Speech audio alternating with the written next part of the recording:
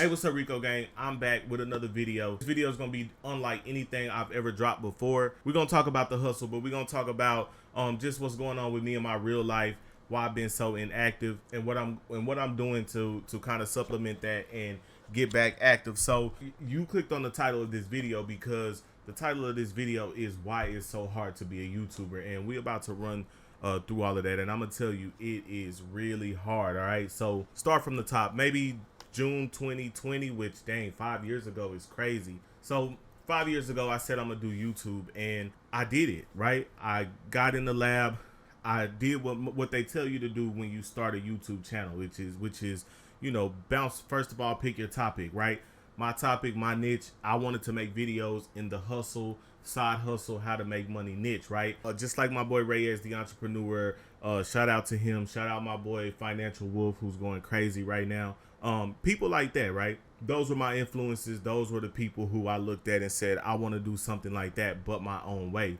So I did that. Took some time to figure. So I did that, right? And I said, I'm going to take all the different side hustles I've done in my life, which is pretty much everything, and I'm going to combine them into one. So, you know, I flipped cars before. I flipped, you know, toys, video games, consoles. I bought and sold things, flipped them. Sneaker reselling was one of the big ones. And I made a video about all of that, right? Graphic design too. I made a video about all that stuff. And the one that stuck the most was sneaker reselling, right? Now, boom. When you do YouTube, within the niche, there's always a sub niche, right? And especially an umbrella niche is what I'm going to call side hustle and how to make money. When you do that kind of thing, then there's a lot that can fall under it. So I had found my sub niche, which is boom, sneaker reselling. That type of content kind of took my channel from just a regular channel to where I was one of the most recognizable faces at the beginning of the whole sneaker reselling wave. Now, at the time, sneaker reselling was hot. Like, sneaker reselling was one of the top side hustles. Sneakers were hot. The economy was in a different place where people had disposable income to spend on sneakers, right? But even in that process, even during that time, I never wanted to get boxed into doing sneaker reselling. So I would throw in videos. I'd throw in videos of AI, Chat GPT, just any other thing that I knew that I also knew that, hey, I want a piece of that audience. I started doing that, right? And it worked out for me to the point where I was able to get one of these. You know what I mean? Honestly, I was, you know, people would ask me like, yo, bro, what's your main side hustle? And I would tell them like, hey, YouTube is my main side hustle now, because it just worked out that way. It was so good, right? But here's where YouTube becomes hard. Here's where it can even affect your mental health, bro, and this is what I've been dealing with lately, because YouTube can be a big cat and mouse game, right? You can obsess over numbers. You can obsess over everything, right? You can obsess over numbers, view count, subscriber count, all of that stuff, right? And what that does is it takes the fun out of it, right? It takes like when I started, I ain't gonna lie. I'm not gonna lie to you. I started YouTube for the money. Like, I started YouTube because I seen one of my homies, Reyes the entrepreneur, had posted that he had almost cleared 30K in 1 month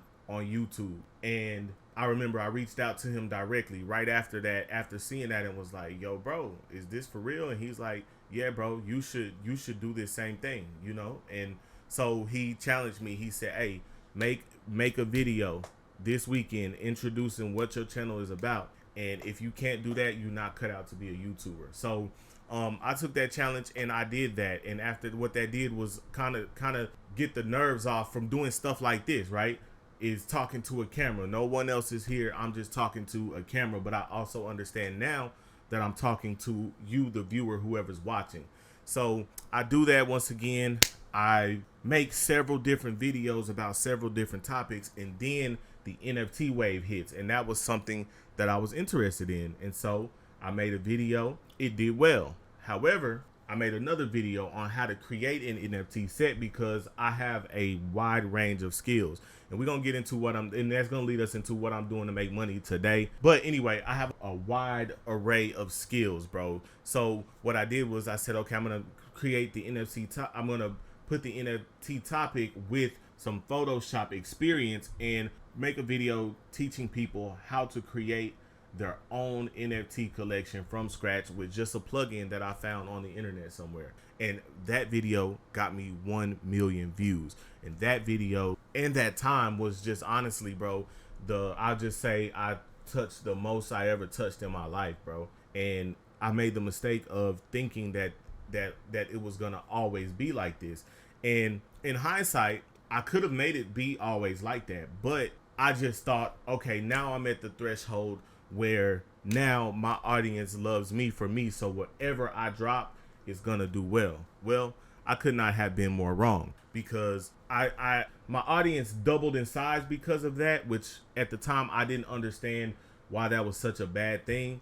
But once again, that's a bad thing. And this is once again why YouTube is so hard, right? Because as a YouTuber, you just want to grow and grow and grow, but you don't realize like you really want to grow a certain way. Okay. And what I mean is by this, and you just keep listening to my story and how I rose and fell, and then it'll all make sense. So, I'm at this point, I'm at the height, right? Well, now once you hit the height, now here comes the lows. So, I kind of now I'm doing the NFT topic, doing it because this is where my views are coming from. This is what's metaphorically keeping the lights on, and affording me a lot, bro. Affording me a lot. So I'm doing that, and then the NFT bubble pops, right? Okay, that's cool. It's bound to happen, right? Crypto NFT, that bubble popped. It's not as popular anymore. So my views go down, but it goes down, but it was where it was before. So even before I took off with NFT, my views were at a decent pace to where, okay, I can keep growing and growing, and it's still, not the worst thing in the world.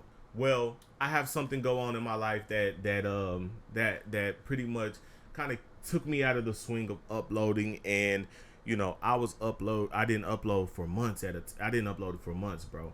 And what happened when I came back, I was never able to recover, right? I was never, or at least it felt like that. Like I spent countless hours on the phone with YouTube support, with the chat agents who, honestly, I'm gonna say it, are worthless, because they just read from a script. They don't support you in any way. They don't use any real life human analysis to a situation. They literally have a script, a book to read you from, and that's their answer to any problem.